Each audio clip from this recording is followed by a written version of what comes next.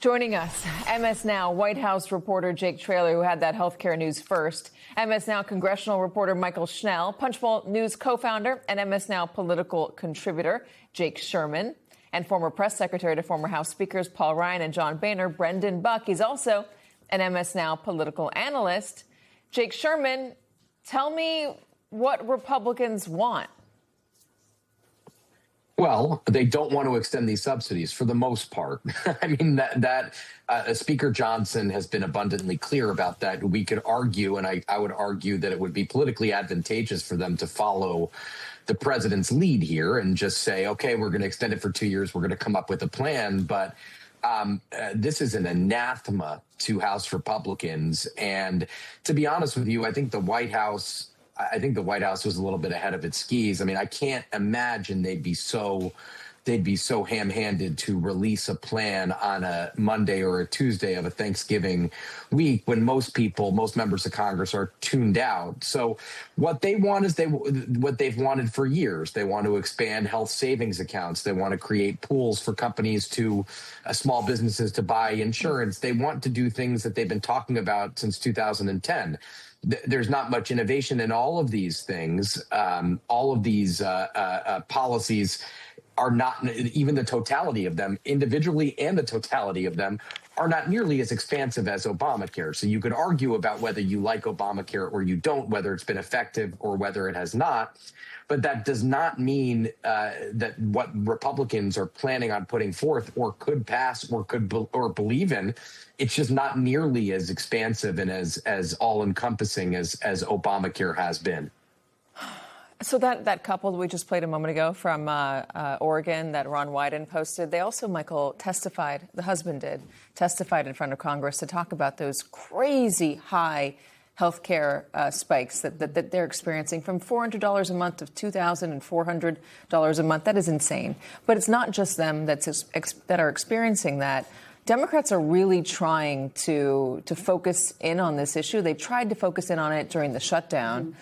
Do they feel like they're going to be able to change things? Are they able to sell to the American public that if you put us back into the majority, we can get these extensions back? I think it's more that Democrats right now are saying that if these subsidies don't get extended and your health care premiums go up by a high percentage, that the reason why that's going to be is because of Republicans. That's the message that they're running on. That's the message that we heard all throughout the shutdown. Essentially them saying Republicans have full control in Washington. Now, of course, we know the filibuster in the Senate prevents unilateral action on most things. But that's sort of the message that they've been running with. And to counter to that would be that if you elect us to get into office, then we would sort of address this windfall that we're very possibly going to see at the end of the month. It's a question, though, of if that message will be salient among voters. I've spoken to a number of Democrats and Democratic strategists who say that they're hopeful that if they make it into an affordability message, healthcare and affordability, saying, well, we are going to be the ones that can help you pay for your healthcare in an easier fashion, that will be solidified with among voters, because we know affordability has been so front and center. But the real question is going to be, will this message be salient among voters? Democrats certainly think it will be because they're running with it. Well, we've been here before, Brendan. You know very well. We have been in this not exact situation, but a very similar one where Republicans tried to get rid of Obamacare, failed. Democrats touted that, and Democrats came charging back into power in Congress in the midterms of Donald Trump's first presidency. Yeah, that's right. And Katie, as you know, I work on this issue on the ACA tax credits in my day job, so I always want to disclose that. Yeah, look, healthcare is as powerful a political issue as there can be. We lost the House in 2018 largely over healthcare.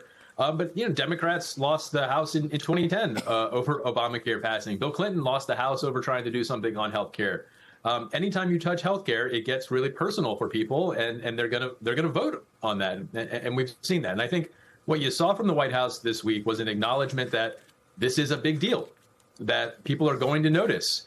And they seem to be wanting to get out ahead of it. Now, what was the response from Congress? Not surprising. They don't like to do hard things in Congress right now, and there's not a lot of muscle memory for doing hard things. And I understand from Mike Johnson's perspective, this is probably unpopular in his conference. But when you're the speaker, you sometimes have to weigh those things. This is unpopular with most of my members, but it also may be important for keeping my majority. So, that's the calculation that he has to make. When we did Obamacare repeal and replace in 2017, that was pretty unpopular. But it was also something our members had demanded that we do. And that's the balancing act that you always have to work on as a speaker. What I don't understand is if it's so unpopular, and the numbers show repeatedly it's unpopular with the vast majority of Americans. It's unpopular even among some of their constituencies. I mean, if you look at the map of who takes advantage of the ACA, a lot of the red states are the ones that take most advantage. Look at Texas. I mean, these are people who have red states or Republican lawmakers representing them. I do not understand when it is such an unpopular position to repeal health care, to take it away, to make it more expensive. Jake, why Republicans are so unwilling to get on board with health care. It's a fundamental, I guess, disagreement they have with the concept of it. But what are you there in Congress to do? Yeah, I mean, I think that's a fair assessment of it, Katie. At the end of the day, we've seen time and time again, and Brendan alluded to this, that Congress doesn't oftentimes do things that are popular and oftentimes does not do things that are popular because that they are hard. And I think there is kind of a mental block of sorts in helping prop up, which is not the right word, but helping support the ACA, which again has been the law of the land, Katie, for 15 years. 15 years. And they've been unsuccessful in every chance, in every time they've tried to cut away at it. They've made some small tweaks to it over the years, including in Trump's first term. But the core of the law stays the same. Now, the question, this isn't an abstract question. It is November 25th. These credits expire December 31st. We're already seeing reaction in the insurance markets. Like, this is not something where this is not a think tank, Katie. This is a real life situation in which they have to make a decision, and very, very quickly.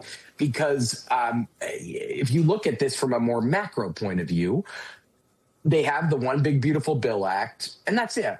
I mean, they don't have Republicans don't have a ton more to run on, and cost of living and prices are going to be the main driver of this. I mean, who knows when it's going to be, but it has the potential to be the main driver of this election. I mean, I get that Donald Trump is the head of the party and folks are afraid of being primaried, but at what point are you not actually representing the interests of your constituents? You've given away the power of tariffing to the president of the United States. That's driving prices up. You didn't extend the health care subsidies.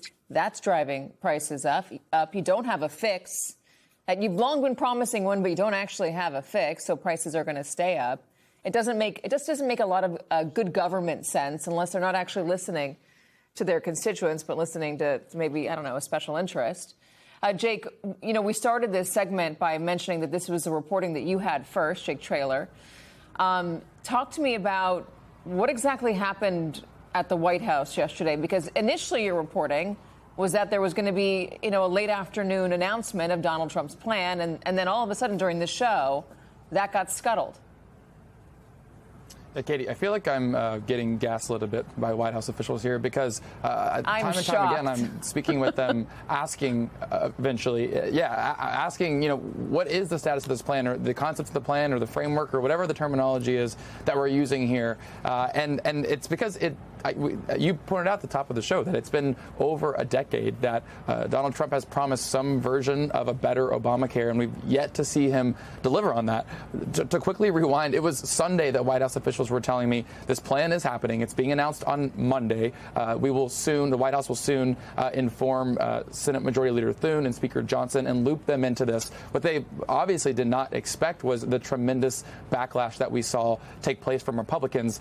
Step two, today, now White House officials are telling me a new plan is under works. There will be some components of the initial plan that will be in this next one. But again, they still very much do feel like concepts. I asked Caroline yesterday, right behind me, she spoke to reporters, and I asked her, is it or is not the Obamacare subsidies, are they going to be extended in this version of a plan that we eventually get? This was her response. I will tell you that healthcare is a topic of discussion that's happening very frequently and robustly inside the West Wing right now. The president's very much involved in these talks, and he's very focused on unveiling a healthcare proposal that will fix the system and will bring down costs for consumers. As for the details of those discussions, I'll let the president speak for himself. Now, Katie, two White House officials are telling me today Donald Trump very much feels the pressure of everything that we've talked about, that the people that we saw at the top of the show, that tens of millions of Americans are going to see these immense spikes in their premiums. The question I think that is on all of our minds now is, will Donald Trump actually work with a bipartisan Congress to reach some form of a real plan, or will he spring the next one on him like we saw take place yesterday? Jake, just wait until you start hearing them say, in 2 weeks, there's a plan coming in 2 weeks. Which is Donald Trump's crutch I've heard when it. he actually has no plan whatsoever.